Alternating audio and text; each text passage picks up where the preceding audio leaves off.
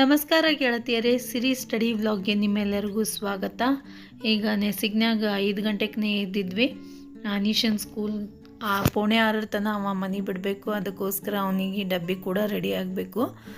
ಡಬ್ಬಿಗೆ ಟೊಮೆಟೊ ಪಲ್ಯ ಮತ್ತು ಚಪಾತಿ ಮಾಡೀನಿ.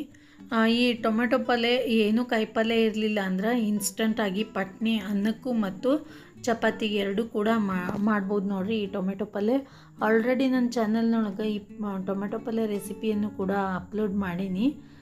ಈಗೆಲ್ಲ ಸ್ಟಡಿ ವ್ಲಾಗ್ಗಳನ್ನು ಅಪ್ಲೋಡ್ ಮಾಡಾಕ್ತೀನಿ. ಮೊದಲೆಲ್ಲ ಬರೀ ಕುಕ್ಕಿಂಗ್ ವಿಡಿಯೋಸ್ಗಳನ್ನೇ ಅಪ್ಲೋಡ್ ಮಾಡ್ತಿದ್ದೆ.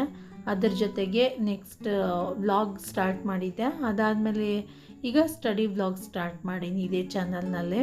ಬೇಕಿದ್ರೆ ನೀವು ನೋಡ್ಬೋದು ಹಳೆ ವಿಡಿಯೋಸ್ಗಳಲ್ಲಿ, ಮತ್ತು ಲಿಂಕ್ ಕೂಡ ಕೊಟ್ಟಿರ್ತೀನಿ ಟೊಮೆಟೊ ಪಲ್ಯ ರೆಸಿಪಿದು. ಈಗ ಅನೀಶಂದು ಎಲ್ಲ ಡಬ್ಬಿ ಎಲ್ಲ ಕಟ್ಟಿ ಅವ ಸ್ಕೂಲಿಗೆ ಹೋಗೋತನ ಕರೆಕ್ಟಾಗಿ 6 ಗಂಟೆಗೆ 10 ನಿಮಿಷ ಕಡಿಮೆ ಐತಿ. ಅವ ಹೋದಾದ್ಮೇಲೆ ಮತ್ತು ನೆಕ್ಸ್ಟ್ ನಂದು ಮನೆ ಕೆಲಸ ಸ್ಟಾರ್ಟ್ ಮಾಡ್ಕೊಂಡಿನಿ. ಮತ್ತು ವೆಯ್ಟ್ ಲಾಸ್ ಮಾಡೋದಕ್ಕೋಸ್ಕರ ಈ ರೀತಿಯಾಗಿ ಸ್ವಲ್ಪ ನೆನೆ ಇಟ್ಟಿರುವಂತಹ ಮೆಂತ್ಯ ಕಾಳನ್ನು ಡೈಲಿ ಒಂದು 1/4 ಟೀ ಸ್ಪೂನಷ್ಟು ನೆನೆ ಇಟ್ಟಿರ್ತೀನಿ, ಅದನ್ನು ತಿಂತೀನಿ.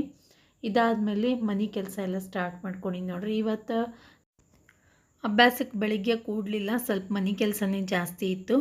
ಮೊದಲಿಗೆ ಇದನ್ನೆಲ್ಲ ಮುಗಿಸ್ಕೊಂಡು ಮಧ್ಯಾಹ್ನನೇ ಸ್ವಲ್ಪ ಜಲ್ದಿ ಕುಂತ್ರಾಯಿತು ಅಂಥೇಳಿ ಬಡ ಬಡ ಕೆಲಸ ಮುಗಿಸ್ಕೊಳಾಕ್ತೀನಿ. ಮೊದಲಿಗೆ ಅಡುಗೆ ಮಾಡ್ಕೋತೀನಿ. ಮತ್ತು ಈ ಎಲ್ಲ ನನ್ನ ಸ್ಟಡಿ ವ್ಲಾಗ್ಗಳು ಗೃಹಿಣಿಯರಿಗೆ ಯೂಸ್ಫುಲ್ ಅದಾವ ಅಂತ ತಿಳ್ಕೊಂಡಿನಿ. ಒಂದು ರೀತಿಯಾದಂತಹ ಮೋಟಿವೇಶನ್ ಆಗ್ತಾವ ಅಂಥೇಳಿ ನನ್ನ ಭಾವನೆ. ನೋಡಿರಿ, ಇವತ್ತು ಚಿತ್ರಾನ್ನ ಮಾಡಾಕ್ತೀನಿ. ಅದ್ರ ಜೊತೆಗೆ ಟೊಮೆಟೊ ಪಲ್ಯ ಆಲ್ರೆಡಿ ಮಾಡಿದ್ದೆ, ಮತ್ತು ರೊಟ್ಟಿ ಚಪಾತಿ ಮಾಡಬೇಕಿನ್ನು. ಅಡುಗೆ ಕೆಲಸ ಎಲ್ಲ ಮುಗಿಸಿ ಮನೆಯೆಲ್ಲ ಕ್ಲೀನಿಂಗ್ ಮಾಡ್ಕೊಳ್ತಾನ ಬರೋಬ್ಬರಿ ಮಧ್ಯಾಹ್ನ 1 ಆಗಿರ್ತೈತಿ ನೋಡಿರಿ. 12:30 1 ತನಕ ಆಗಿರ್ತೈತಿ. ಒಂದೊಂದು ಸರ್ತಿ 2 ಆಗ್ಬೋದು.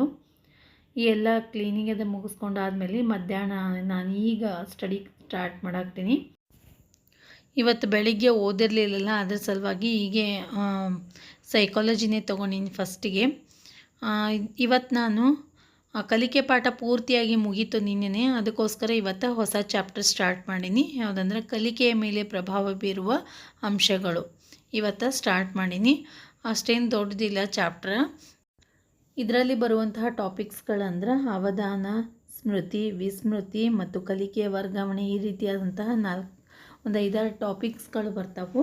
ಇದನ್ನೆಲ್ಲ ನಾವು ನೀಟಾಗಿ ಓದ್ಕೋಬೇಕಾಗ್ತೈತಿ. ಇದ ನಂತರ ಇನ್ನೊಂದು 2-3 ಟಾಪಿಕ್ಸ್ಗಳು ಉಳಿತಾವು. ಅವು ಏನು ಭಾಳ ದೊಡ್ಡ ಇಲ್ಲ, ಸಣ್ಣ ಅದಾವು.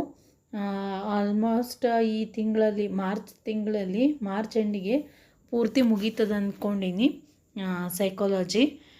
ಭಾಳ ಆದರೆ ಏಪ್ರಿಲ್ 1 ತನಕ ಹೋಗ್ಬೋದು, ಇಲ್ಲ ಮಾರ್ಚ್ 31 ತನಕ ಪೂರ್ತಿ ಕಂಪ್ಲೀಟಾಗಿ ಸೈಕಾಲಜಿಯನ್ನು ಮುಗಿಸ್ಬೇಕು ಅಂತ ಅಂದ್ಕೊಂಡಿನಿ. ಮತ್ತು ಬಹಳಷ್ಟು ಜನ ಕೇಳಾಕ್ತೀರಿ, ನೀವು ಮೊಬೈಲ್ನಲ್ಲಿ ನೋಡಿ ಏನು ಬರೀತಿರ್ತೀರಿ, ಯಾವ ಆ್ಯಪ್ ಅದು ಅಂಥೇಳಿ. 2 ವಿಡಿಯೋ ಮಾಡಿ ತೋರಿಸಿನಿ ಈಗ ಆಲ್ರೆಡಿ. ರೀಸೆಂಟಾಗಿಯೂ ಕೂಡ ಒಂದು ವಿಡಿಯೋ ಮಾಡಿ ಅಪ್ಲೋಡ್ ಮಾಡಿನ ಚಾನಲ್ನೊಳಗೆ. ಯಾವ ರೀತಿಯಾಗಿ ಆ್ಯಪನ್ನು ಡೌನ್ಲೋಡ್ ಮಾಡ್ಕೋಬೇಕು ಬುಕ್ಸ್ಗಳಿಗಾಗಿ, ಮತ್ತು ಬುಕ್ಸನ್ನು ಯಾವ ರೀತಿ ಬುಕ್ಸ್ ಫೈಲ್ಸ್ಗಳನ್ನು ಯಾವ ರೀತಿ ಡೌನ್ಲೋಡ್ ಮಾಡ್ಕೋಬೇಕು, ಅದನ್ನು ಯಾವ ರೀತಿ ಆ್ಯಪನ್ನು ಪೂರ್ತಿಯಾಗಿ ಯಾವ ರೀತಿ ಯೂಸ್ ಮಾಡಬೇಕು ಅನ್ನೋದನ್ನು ಡೀಟೇಲಾಗಿ ತೋರಿಸ್ಕೊಟ್ಟೀನಿ. ಇನ್ನೂ ಯಾರು ನೋಡಿಲ್ಲ ಅಂತಂದ್ರೆ ಮೇಲ್ಗಡೆ ಐಕಾರ್ನಲ್ಲಿ ಲಿಂಕ್ ಕೊಟ್ಟಿನಿ ನೋಡಿರಿ. ಅದ್ರ ಮೇಲೆ ಕ್ಲಿಕ್ ಮಾಡೋದ್ರ ಮೂಲಕ ನೀವು ಪೂರ್ತಿ ಆ್ಯಪ್ನ ಯಾವ ರೀತಿ ಯೂಸ್ ಮಾಡ್ಬೋದು ಅನ್ನೋದನ್ನು ನೋಡ್ಬೋದು. ಈಗ ಸರ್ಕಾರಿ ಶಾಲೆಗಳಲ್ಲೂ ಕೂಡ ಹೆಚ್ಚು ಬುಕ್ಸ್ಗಳು ಇರೋದಿಲ್ಲ. ಕರೆಕ್ಟ್ ಎಷ್ಟು ಮಕ್ಕಳು ಇರ್ತಾರೋ ಅಷ್ಟೇ ಕೊಟ್ಟು ಕಳಿಸಿರ್ತಾರೆ. ಹೆಚ್ಚಿಗೆ ಎಕ್ಸ್ಟ್ರಾ ಬೇಕು ಅಂದರೆ ಇರೋಂಗಿಲ್ಲ. ಹೀಗಾಗಿ ನಮಗೆ ಓದ್ಕೊಳ್ಳೋದಕ್ಕೆ ಬುಕ್ಸ್ಗಳು ಸಿಗೋದು ಭಾಳ ಕಠಿಣ ಐತಿ. ಹೀಗಾಗಿ ಆರಾಮಾಗಿ ಮೊಬೈಲ್ನಲ್ಲಿರುವಂತಹ ಆ್ಯಪನ್ನು ಯೂಸ್ ಮಾಡಿಕೊಂಡು ನಾವು ಪ್ರೈಮರಿ ಬುಕ್ಸ್ಗಳನ್ನು ಡೌನ್ಲೋಡ್ ಮಾಡ್ಕೋಬೋದು. ಆ ಆ್ಯಪ್ನಲ್ಲಿ ನೀವು 1ರಿಂದ 10ನೇ ತರಗತಿವರೆಗೂ ಕೂಡ ಬುಕ್ಸ್ಗಳನ್ನು ಡೌನ್ಲೋಡ್ ಮಾಡ್ಕೋಬೋದು. ಮತ್ತು ಬೇರೆ ಬೇರೆ ಲ್ಯಾಂಗ್ವೇಜಸ್ಗಳಲ್ಲೂ ಕೂಡ ನೀವು ಡೌನ್ಲೋಡ್ ಮಾಡ್ಕೋಬೋದು. ಇಂಗ್ಲೀಷ್, ಹಿಂದಿ, ಕನ್ನಡ ಈ ರೀತಿಯಾಗಿ. ಮತ್ತು ಈ ಸಂಸ್ಕೃತಿ ಒಂದು ಲ್ಯಾಂಗ್ವೇಜ್ ಕೂಡ ಅದ್ರೊಳಗೆ ಆ್ಯಡ್ ಮಾಡ್ಯಾರ. ಒಂದಿಷ್ಟು 6th 7th ಹಿಡಿದು ಏನೋ ಸ್ಟಾರ್ಟ್ ಐತಿ ಸಂಸ್ಕೃತಿ ಲ್ಯಾಂಗ್ವೇಜ್ ಕೂಡ. ಈ ರೀತಿಯಾಗಿ ಪೂರ್ತಿ ಆ್ಯಪ್ನ ಯೂಸನ್ನು ನೀವು ತೊಗೋಬೋದು.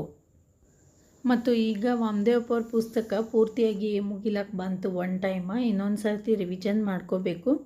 ಈ ರಿವಿಷನ್ ಯಾವಾಗ ಸ್ಟಾರ್ಟ್ ಮಾಡ್ತೀನಲ್ಲ, ಇನ್ನೊಂದು 4-5 ದಿವಸದಲ್ಲಿ ಎಲ್ಲರೂ ಸೈಕಾಲಜಿದು PDF ಕೇಳಾಕ್ತೀರಿ, ಅದಕ್ಕೋಸ್ಕರ ಇದನ್ನು ಹೇಳಾಕ್ತೀನಿ. ಈಗ ನಾನು ರಿವಿಷನ್ ಯಾವಾಗ ಸ್ಟಾರ್ಟ್ ಮಾಡ್ತೀನಲ್ಲ, ಯಾವ್ಯಾವ ರೀತಿ ಓದ್ಕೋತಾ ಹೋಗ್ತೀನಿ ಮತ್ತು ಯಾವ ಪಾಯಿಂಟ್ಸ್ಗಳನ್ನು ಬಿಟ್ಟಿದ್ನಿ ಅಂದ್ರೆ ಅದನ್ನೆಲ್ಲ ನೋಟ್ ಮಾಡ್ಕೋತಾ ನಿಮ್ಗೆ PDF ಪ್ರತಿಯೊಂದು ಪಾಠದ್ದು ಕಳಿಸ್ಕೊತ ಹೋಗ್ತೀನಿ. ಒಂದು 4-5 ದಿವಸ ವೆಯ್ಟ್ ಮಾಡಿರಿ. ಅದಾದಮೇಲೆ ಸೈಕಾಲಜಿದು ಕೂಡ PDF ಟೆಲಿಗ್ರಾಮ್ ಲಿಂಕಲ್ಲಿ ಅಪ್ಲೋಡ್ ಮಾಡ್ತೀನಿ. ಮತ್ತು ಟೆಲಿಗ್ರಾಮ್ ಆ್ಯಪಲ್ಲಿ ನೀವು ಜಾಯಿನ್ ಆಗೋದ್ರ ಮೂಲಕ ನಾನು ಹಾಕುವಂತಹ ಎಲ್ಲ PDF ಯೂಸನ್ನು ನೀವು ತೊಗೋಬೋದು. ಈಗ ಮತ್ತು ಮಧ್ಯಾಹ್ನದೆಲ್ಲ ಸಂಜೆದೆಲ್ಲ ಕೆಲಸ ಮುಗಿಸ್ಕೊಂಡು ಸಂಜೆದು ಕಸ ಬಾಂಡೆ ಮತ್ತು ದೀಪ ಹಚ್ಚೋದಾಗಿರ್ಬೋದು, ಮನೇಲಿ ಇತರೆ ಕೆಲಸಗಳನ್ನೆಲ್ಲ ಮುಗಿಸ್ಕೊಂಡು ನಾನು ನನ್ನ ಮಗ ಇಬ್ಬರು ಕೂಡ ಓದ್ಕೋತ ಕುಂತೀವಿ. ಈಗ ಕರೆಕ್ಟಾಗಿ 6 ಗಂಟೆಗೆ ಮೇಲೆ ಬಂದೀವಿ. ಸ್ವಲ್ಪ ಕತ್ಲಾಗಿದೆ, ಜಾಸ್ತಿ ಇಲ್ಲ, ಆದ್ರೂ ಕೂಡ ಹೊರಗಡೆನೇ ಕುಂತು ಅಭ್ಯಾಸ ಮಾಡಾಕ್ತೀವಿ. ಸ್ವಲ್ಪ ಶೆಕೆ ಇರೋದ್ರಿಂದ ಈ ರೀತಿ ಹೊರಗೆ ಕುಂತಾಗ ಸ್ವಲ್ಪ ಆರಾಮ ಅನ್ನಿಸ್ತೈತಿ. ಅದಕ್ಕೋಸ್ಕರ ಈಗ ನಾನು ಸೈಕಾಲಜಿನೇ ತೊಗೊಂಡಿದ್ದೆ. ಯಾಕಂದ್ರೆ ಮೊಬೈಲ್ನಲ್ಲೇ ನಾನು ಸೈನ್ಸನ್ನು ಸ್ಟಡಿ ಮಾಡಬೇಕು ಅಂದ್ರೆ ಮೊಬೈಲ್ನಲ್ಲಿ ಆ್ಯಪನ್ನು ಆ್ಯಪ್ ಇರ್ತೈತಲ್ಲ, ಒಂದು ವಿಡಿಯೋ ಮಾಡೋಕ್ಕೆ ಇಟ್ಟಿದ್ದೆ, ಇನ್ನೊಂದು ಮ್ಯಾಥ್ಸ್ ಬಿಡ್ಸಾಕ್ತಿದ್ದ ನನ್ನ ಮಗ. ಅದಕ್ಕೋಸ್ಕರ ಒಂದು ಅರ್ಧ ಗಂಟೆವರೆಗೂ ಸೈಕಾಲಜಿನೇ ಓದ್ಕೊಂಡಿನಿ. ಆಲ್ಮೋಸ್ಟ್ ಇನ್ನೊಂದು 4-5 ಪೇಜ್ ಆದ್ರೆ ಈ ಕಲಿಕೆಯ ಮೇಲೆ ಪ್ರಭಾವ ಬೀರುವ ಅಂಶಗಳು ಪಾಠ ಪೂರ್ತಿಯಾಗಿ ಮುಗಿತೈತಿ ನೋಡ್ರಿ. ನಾಳೆಗೆ ಆಲ್ಮೋಸ್ಟ್ ಆ ಪಾಠ ಪೂರ್ತಿಯಾಗಿ ಮುಗಿತೈತಿ. ಇನ್ನೊಂದು 4-5 ಪೇಜ್ ಉಳ್ದದಷ್ಟೇ. ಈಗ ನಾನು ಈ ಸೈನ್ಸ್ ತೊಗೊಂಡಿನಿ. ಸೈನ್ಸ್ನಲ್ಲಿ ಉಷ್ಣ ಪಾಠ ಪೂರ್ತಿಯಾಗಿ ಮುಗೀತು. ಇವತ್ತು ಹೊಸ ಪಾಠ ಸ್ಟಾರ್ಟ್ ಮಾಡೀನಿ, ಆಮ್ಲ, ಪ್ರತ್ಯಾಮ್ಲ ಮತ್ತು ಲವಣಗಳಂತೇಳಿ. ಭಾಳ ಇಂಟ್ರೆಸ್ಟಿಂಗ್ ಆದಂತಹ ಟಾಪಿಕ್ಕು ಮತ್ತು ಯೂಸ್ಫುಲ್ ಆದಂತಹ ಟಾಪಿಕ್ಕು. ಸ್ವಲ್ಪ ಲಕ್ಷ್ಯ ಕೊಟ್ಟು ಓದಬೇಕು. ಯಾಕಂತಂದರೆ ಇಲ್ಲಿ ಆಮ್ಲಗಳ್ಯಾವು, ಪ್ರತ್ಯಾಮ್ಲಗಳ್ಯಾವು ಮತ್ತು ತಟಸ್ಥ ಇರುವಂತಹ ಯಾವ ವಸ್ತುಗಳು ಯಾವ್ಯಾವು, ಇವೆಲ್ಲದ್ರ ಬಗ್ಗೆ ನಾವು ಈ ಪಾಠದಲ್ಲಿ ಸ್ಟಡಿ ಮಾಡ್ತೀವಿ. ಅದಕ್ಕೋಸ್ಕರ ಸ್ವಲ್ಪ ಇದನ್ನು ಕೂಡ ನಾವು ಡೀಟೇಲ್ ಆಗಿ ಅಭ್ಯಾಸ ಮಾಡಬೇಕು. ಮತ್ತು ಈಗ ನಾವು 7th ಕ್ಲಾಸಲ್ಲಿ ಕಲೀಲಾಕತ್ತೀವಲ್ಲ, ಇವೆಲ್ಲ ಟಾಪಿಕ್ಸ್ಗಳು 8th ಕ್ಲಾಸಿಗೆ ಸಂಬಂಧಪಟ್ಟಿರುವಂಥದ್ದೇ ಇರ್ತಾವೆ. ಇದಕ್ಕಿಂತ ಹೆಚ್ಚಿನ ಮಟ್ಟದಲ್ಲಿ ನಾವು 8th ಕ್ಲಾಸ್ನಲ್ಲಿ ಸ್ಟಡಿ ಮಾಡ್ತೀವಿ. ಹೆಚ್ಚಿನ ಕ್ಲಾಸಿಂದ ಸ್ಟಡಿ ಮಾಡಬೇಕಂದ್ರೆ ಅದಕ್ಕಿಂತಲೂ ಹಿಂದಿನ ಕ್ಲಾಸಿಂದ ನಾವು ಕರೆಕ್ಟಾಗಿ ಓದ್ಕೊಂಡಿರಬೇಕು. ಇದಕ್ಕೆ ಲಿಂಕ್ ಇರ್ತೈತಿ. 6ರಿಂದ 8 ತನಕ ನಾವು ಈವ್ನಿಂಗ್ ಟೈಮಲ್ಲಿ ಸ್ಟಡಿ ಮಾಡಿದ್ವಿ ಹೊರಗಡೆನೇ ಕುಂತು. ಅದಾದಮೇಲೆ 8ರಿಂದ 9 ತನಕ ಸ್ವಲ್ಪ ಮನೆ ಕೆಲಸ ಮಾಡಿಕೊಂಡೆ. ಹಾಗೆ ನಾನು ಕೂಡ ಊಟ ಮಾಡಿ ಈಗ 9:15 ಆಗೈತಿ ಮತ್ತು ಸ್ಟಡಿ ಕುಂತೀನಿ. ನಮ್ಮ ಮನೆಯವ್ರು ಬರೋ ತನಕನೂ ಕೂಡ ಆರಾಮಾಗಿ ನನಗೆ 2 ಅವರ್ಸ್ದು ಈಗ ಟೈಮ್ ಸಿಗ್ತೈತಿ. 9:15ರಿಂದ 11:15 ತನಕ ಆರಾಮಾಗಿ ಕೂಡ್ಬೋದು. ಯಾಕಂದ್ರೆ ಇನ್ನೂ ಲೇಟಾಗಿ ಬರತ್ತಾರೆ ನಮ್ಮ ಮನೆಯವರು. 11:30 ಪೌಣೆ 12 ಗಂಟೆ ಆಗ್ತೈತಿ.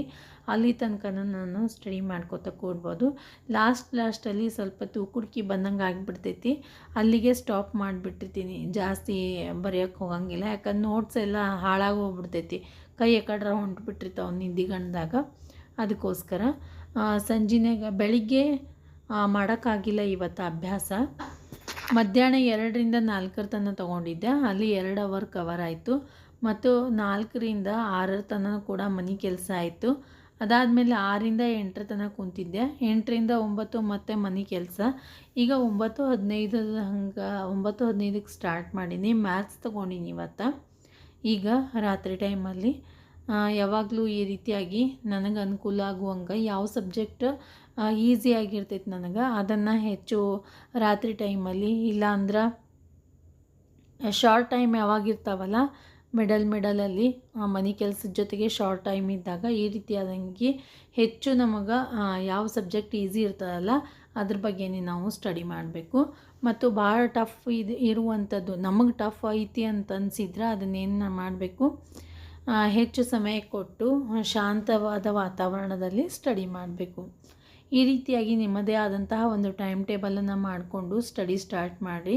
ಇನ್ನೂ ಜಾಸ್ತಿ ಸಮಯ ಉಳಿದಿಲ್ಲ, ಯಾಕಂದ್ರೆ ಈಗ TET ಏಪ್ರಿಲ್ ಲಾಸ್ಟ್ ವೀಕ್ ತನಕ ನೋಟಿಫಿಕೇಷನ್ ಬಿಡ್ಬೋದು ಅನ್ನೋ ಸುದ್ದಿಗಳು ಯೂಟ್ಯೂಬ್ ಚಾನಲಲ್ಲಿ ನೀವು ಅಪ್ಡೇಟ್ಸ್ಗಳನ್ನು ನೋಡಿರ್ಬೋದು. ಅದಕ್ಕೋಸ್ಕರ ನಿಮ್ಮ ಅತ್ಯಮೂಲ್ಯವಾದ ಸಮಯವನ್ನು ವ್ಯರ್ಥ ಮಾಡ್ತೀನಿ. ಈ ರೀತಿಯಾಗಿ 6 ಗಂಟೆ ಆದ್ರೂ ನಾವು ಸ್ಟಡಿ ಮಾಡಲೇಬೇಕು, ಯಾಕಂದರೆ ಜಾಸ್ತಿ ಟೈಮ್ ಉಳಿದಿಲ್ಲ. ಅದಕ್ಕೋಸ್ಕರ ಈ ವಿಡಿಯೋ ನಿಮಗೆಲ್ಲ ಇಷ್ಟ ಆಯಿತು ಅಂದ್ಕೋತೀನಿ. ಲಾಸ್ಟಲ್ಲಿ ನಾನು 7th ಕ್ಲಾಸಿಂದು ಮ್ಯಾಥ್ಸ್ ರೇಖಾಗಣಿತ ಭಾಗದ ನೋಟ್ಸನ್ನು ಬಿಡಿಸ್ಕೊಳಾಗ್ತಿದೆ.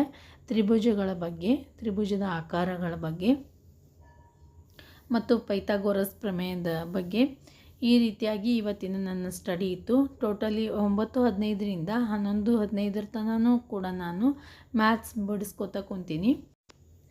ಈ ವಿಡಿಯೋ ನಿಮಗೆ ಇಷ್ಟ ಆಗಿತ್ತಂದ್ರೆ ಲೈಕ್ ಮಾಡಿರಿ, ನಿಮ್ಮ ಫ್ರೆಂಡ್ಸ್ ಮತ್ತು ಫ್ಯಾಮಿಲಿ ಜೊತೆ ಶೇರ್ ಮಾಡ್ಕೊರಿ.